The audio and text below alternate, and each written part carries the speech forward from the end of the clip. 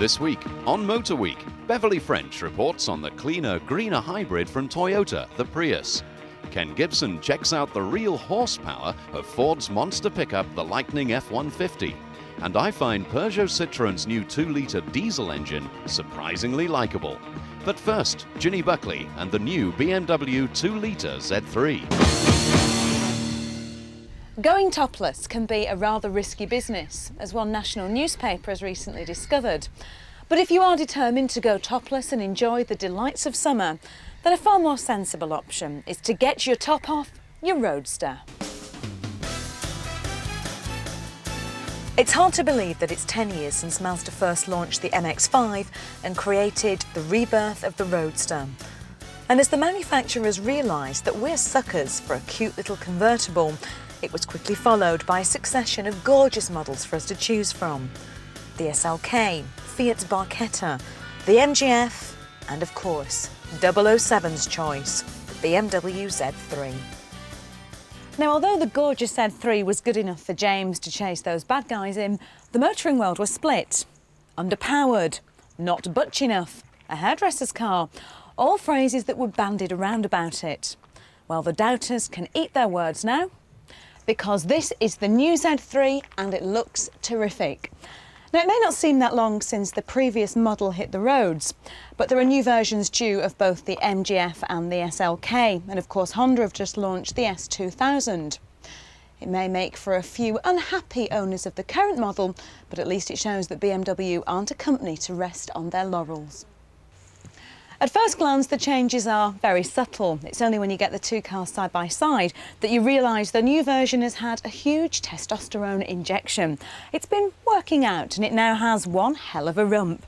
It's got a redesigned rear bumper. The boot lid has been redesigned to feature these L-shaped light clusters. But the most noticeable thing are the gorgeous curves on the wheel arches. The whole look is squatter and it's lower. This car now looks just as good from the rear end as it does from that gorgeous bulging bonnet. And it's not only cosmetic changes that have beefed the Z3 up. There are changes to the engines lineup as well. There are now 4 engines in the range. A 2-litre straight 6 replaces the 4-cylinder 1.9, and the entry-level model is a new 1.8 version that costs just under 20 grand. The 2.8 engine now features BMW's double Vanos valve timing, which gives it greater mid-range punch, and the powerful M Roadster remains unchanged and still tops the range. This is the £23,000 2-litre straight 6. Now it shares its engine with the superb 520i and it feels very impressive in the Z3. It also features BMW's latest double Vanos technology. What this means behind the wheel is that the engine feels very torquey right throughout the range. 0 to 60 takes just 9 seconds and it has a top speed of 130 miles an hour. There are, of course, a few important considerations that go towards making a great Roadster. Of course, it needs to be rear-wheel drive and front-engined, which this is. It has to have tight, precise steering and fantastic handling, which this has, and it needs to have a great gearbox. And this 5-speed manual version feels just perfect. It's slick, all it takes is a flick of the wrist and you're working your way through the gears. It just makes a fantastic driving experience. There is an option of an automatic box, but why on earth would you want it? Working your way up and down the gears is what makes driving a Roadster such fun and so involving. Automatics belong in large cars, and that's where they should stay.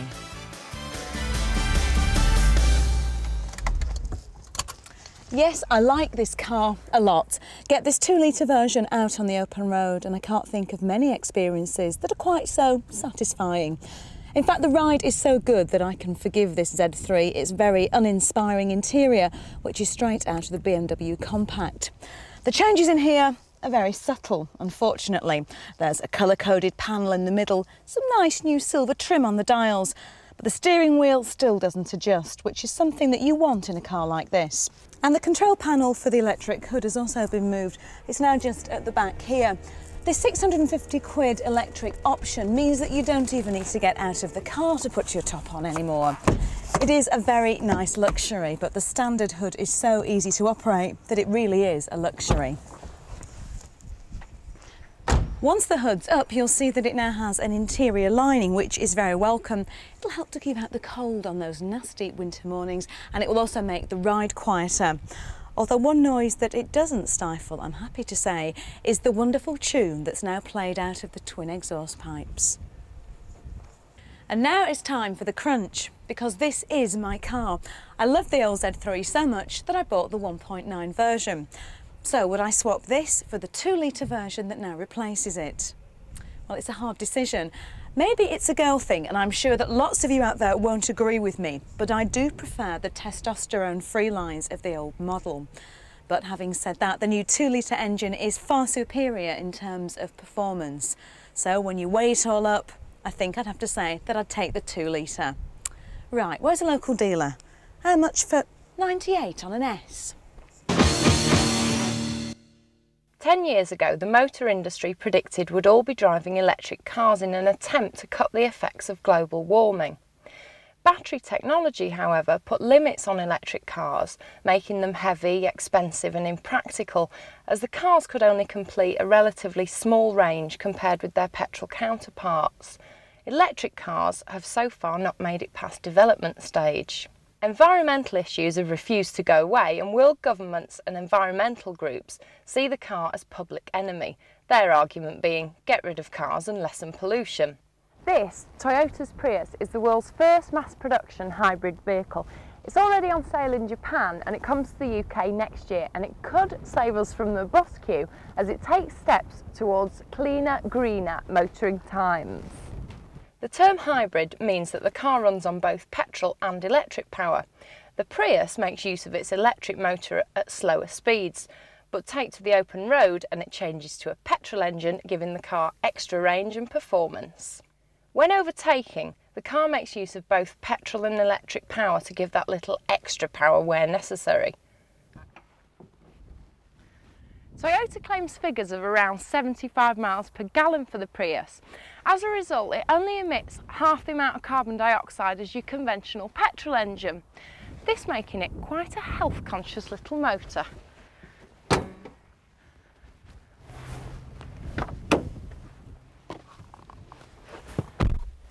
Inside, the Prius feels extremely spacious. It's designed to accommodate 4 adults in comfort.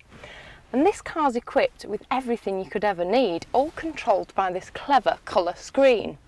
Air conditioning and compact display come as standard, and satellite navigation is one of the extras. Despite the equipment levels, the interior is dominated by this rather boring grey colour, and the interior plastics are no match for European quality, especially those Germans. With all that action going on under the bonnet, you'd be forgiven for thinking the Prius would be difficult to drive, but it's not. You simply release the foot-mounted handbrake, slip the gear stick into drive, and away you go, just like any other automatic car. The car is extremely easy to drive. Power steering complements the automatic gearbox, and the cabin is such a quiet place to sit, the engine noise is barely audible, and when it's in electric mode it trundles along almost silently. The switch between electric and petrol is decided by the Prius's electronic brain, and as well as deciding which power source to use, it also keeps the batteries recharged, and that's done by a mix of engine, braking and coasting, which means you never have to stop to plug the thing in. All this can be watched, be it somewhat distractingly, on the LCD screen. The power-assisted steering is really light and the brakes very sharp, which is a good thing because pedestrians can't always hear you coming. On a more final note, when your Prius reaches the end of the road, up to 90% of the car can be recycled. For a car with such good intentions, it seems almost churlish to pick on how the Prius looks, but as with many Japanese cars, it's not everybody's cup of tea. Some would say ugly, others would be a bit more blunt. The Prius is a clever idea which solves the problems that used to face electric cars. It also reduces the environmental effects caused by petrol engines. Other manufacturers are developing their own hybrid vehicles. Honda launched their Insight next year, so the Prius's reign will undoubtedly be a short one. Prius means to go before, and like it or not, in a world where environmental concerns are going to dominate our future car use, the Prius could prove to be an historic moment in car design.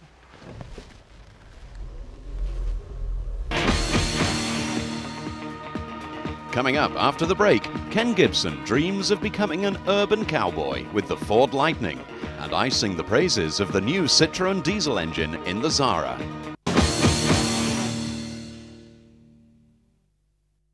As a young lad, I was desperate to be a cowboy. Out on the range, way out west, on my favourite horse. Well, as you can see, I've got trigger, I've got the gear, I look like a man from Marlborough. There's only one problem. I found out that as the years have gone by, horses are not really as comfortable as I thought they were. So I've had to decide rather reluctantly that I'm going to become an urban cowboy. And that means only one thing. This vehicle, because the modern American cowboy's trusty steed is a pickup truck. And in pickup trucks, this is the absolute champion, the wonder horse. This is the Ford F-150 Lightning, and I'm going to put it through its paces. Inside the F-150, it's pretty much standard pickup fare on the dash, as you can see. Has a tinny type of pickup sound. The American love affair with a column change, which is actually quite easy once you get used to it. But there are some lovely little touches. The seats have got very sporty ebony leather and something called medium graphite cloth, which I haven't a clue what it means, but looks and feels rather nice. This little seat here fits back and forwards like that, so if you've got no third passenger, you can open it up. Bags of cubby spaces. You've got little things in the doors. This one opens up for CD players. You've got little outlets down the back where you can put your tools if you're mechanically minded. And no sunroof, but we do have a nice little side window here, so you can holler for the horse when you get back to the ranch at night.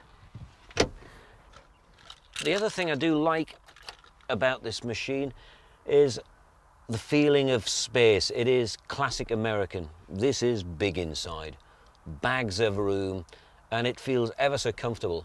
And I think your average transit driver, well, I think he'd be pretty sick at the look of this. The Lightning may only have 3 seats, but you've got to remember we're talking about a pickup. And this is a large pickup. You can move just about anything you like in the back of this. It's got enough to take the kitchen sink and the front living room as well. Look at that.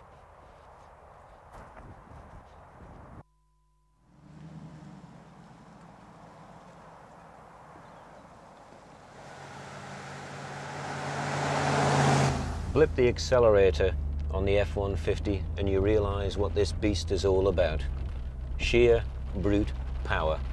It's raw and it's instantly responsive. 0 to 60 in 6.2 seconds.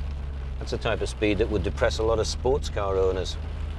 Quarter of a mile comes up in 14.9, and if you've got enough courage it'll go all the way to 140. This is the fastest pickup you're ever likely to see.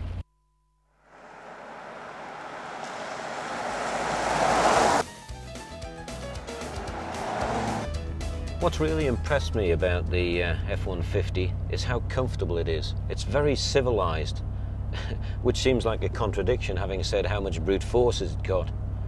But if you want to drive it slowly around town, you just put it into drive on the auto box and you just cruise along there. It really is like sitting in a very sumptuous armchair. Same situation on a motorway. It will sit very quietly all day at 70, and it makes a very good long distance cruiser, apart from the fuel consumption, that is, which is not really one of its great strengths. In fact, unless you've got a fat checkbook, you've got a problem. We're talking under 20 to the gallon. In fact, I love just about everything about this 150. I like the way it makes me feel. I feel like, not king of the road, but, you know, a bit like John Wayne sitting high in the saddle. Yeah. Yes, a sort of junior duke. I love the looks you get from it. It is very, very different. And in fact, I don't think I'm going to be a cowboy anymore on a horse. I think I was made to be an urban cowboy, and this is my trusty steed. Ah, the joys of motoring journalism, getting hold of brand new cars, testing them and telling you all about them. Except, of course, this isn't a new car. This is the Citroen Zara. You're right, you've seen thousands of them around, and they've been around a good few years. This is what's different. It's got a new engine. And it's a diesel. And if at that point you look heavenwards and groan and say, "Ah, come on, diesels, slow, noisy, inefficient, boring." Give me a few minutes of your time, and I might just convince you otherwise.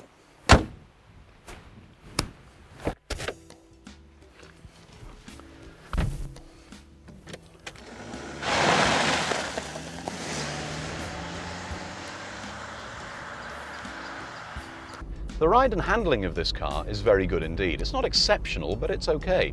And it is supremely comfortable. Behind the wheel, everything falls to hand easily, and really, really comfortable seats. Best I've sat in for a very long time.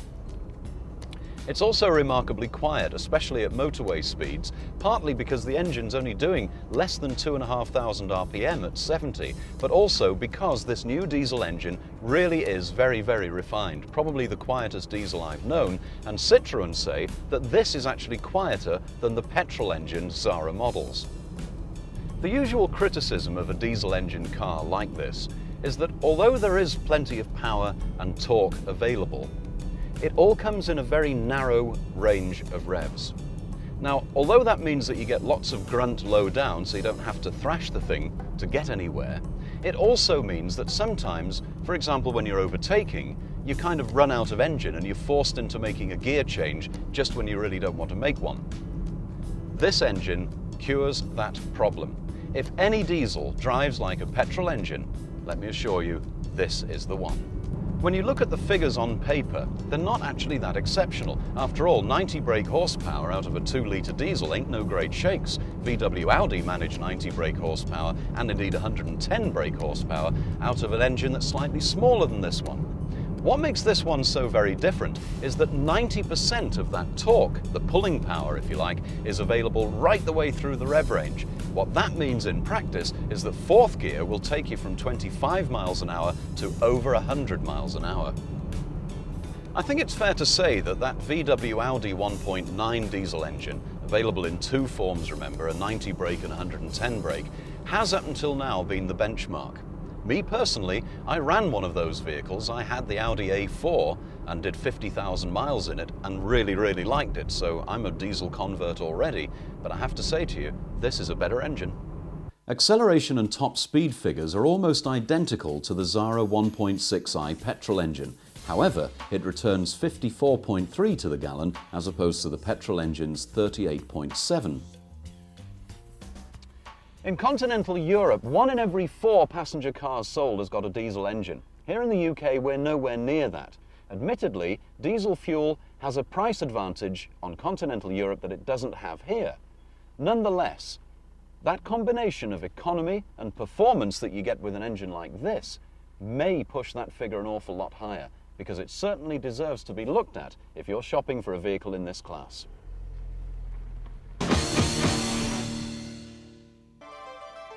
We all know that the internet is a huge source of car-based information, and you can track a car bargain down if you hunt around and find out dealers' names and their web addresses. But wouldn't it be great if there were an independent, interactive website which linked to dealers all around the country? Well, there is now, and it's called Autohit. We did a lot of research, particularly over in America. We went and visited NADA in February in San Francisco. And discovered that it's absolutely massive business over in the States. We've developed a UK model specifically for the UK market that keeps the UK customer well informed about what's happening with all the manufacturers, and they've got the ability to search for a particular vehicle on the autohit.com site. It is a fact of life that many US trends do come here. In fact, in the States, 17% of all car sales are from the internet.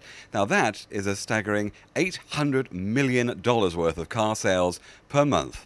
And they do say that the UK will be only 12 months behind. Soon it may be the norm to do some surfing before you even think of doing any test driving. As is a completely impartial site, it does have accredited dealers on there, but the user can actually come along and do a full research on a particular vehicle, whichever make, from whichever manufacturer, and research it totally through to the finance and even through to the insurance on the site. The backers of this website know the future value of the medium. In fact, use of the internet grows at an estimated 29% every 6 months.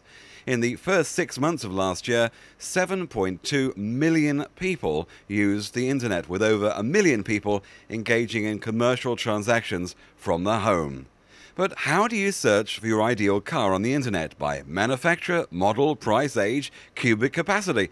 In fact, all the time you narrow your search down till you find the car you want, then you're linked to the dealer. At the end of the day, we are a service. The motor trade is a service to the public, and if it's better for them, then it's better for the motor trade, because it's only going to generate more sales anyway.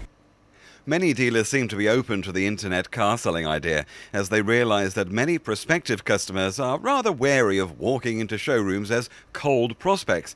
Now, if buyers have already done their homework on the net, including looking at finance packages and so on, then both sides, customer and salesperson, is happier. If you're looking for a particular car in a newspaper, you tend to find that by the time the newspaper's actually landed on the mat, the vehicles are usually sold. With the internet, it's instant. The vehicles are posted up from the accredited dealers within an hour. The vehicles are always available. The stock is completely fresh, so it gives the customer an instant answer on a vehicle that's available. So if you're looking for a car at the moment, well, try looking around the internet, because you may find that all sorts of facets involved with your car search can be made far easier by typing in www. On Motor Week next week, Chris Coffey goes off-road with the Mercedes M-Class. Ken Gibson, motoring editor of The Sun, drives the new Fiat Punto at its launch in Sicily. And we'll check out one of the hottest sports cars around. But which one will it be? See you next week on Motor Week.